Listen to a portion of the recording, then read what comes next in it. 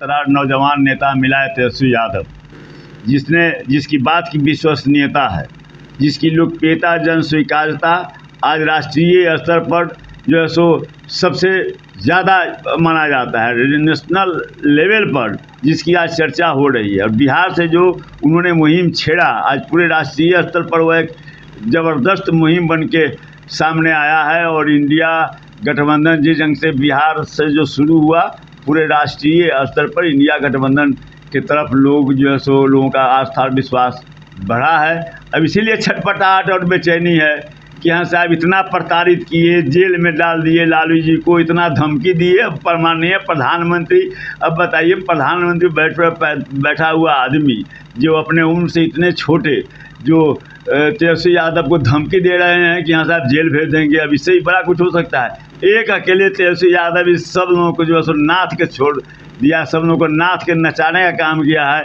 और 2020 में जो विधानसभा के चुनाव के समय में जो उन्होंने मुहिम छेड़ा था, आज जो उस संकल्प को पूरा करने का समय आ गया है। भाजपा मुक्त भारत करने का, इस देश को बचाने का, इस देश को लोकतंत्र को बचाने का, इस देश को संविधान को बचाने का। और तेजस्वी जी के नेतृत्व में बिहार जो अगुवाई किया, आज उसका असर पूरे देश में देखने को पड़ रहा है।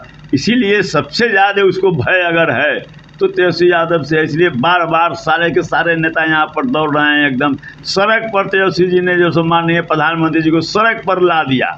अब इससे बड़ी बात और क्या हो सकती है? प्रधानमंत्री सर बिहार आते हैं, पार्टी सभा में कहते हैं कि चुनाव खत्म होते ही बिहार के शहजादे जेल जाएंगे। शहजादे जेल जाएंगे? अभी तो माने प्रधानमंत्री इस ढंग का भाषण अगर दे, आप समझ सकते हैं कि प्रधानमंत्री की मानसिक स्थिति क्या है। प्रधानमंत्री तो मुजरा तक का भी जिक्र किया है। प्रधानमंत्री जी मुजरा, मीट, मंगलसूत्र, अब तक भैंसी तक जो है सो बोलते हैं। पता नहीं जो बोलते हैं तो लोग अब साधारण जो बहुत कम पढ़ा लिखा जो सामान्य व्यक्ति, वो भी कहता है कि जैसे क्या प्रधानमंत्री का भाषण है। एक साधारण जनप्रतिनिधि, वार्ड मेंबर भी जिस भाषा का, जिन शब्दों का इस्तेमाल नहीं कर सकता है, वह देश का, भारत जैसे विशाल देश का प्रधानमंत्री ऐसे भाषा और शब्दों का प्रयोग करे और धमकी दे।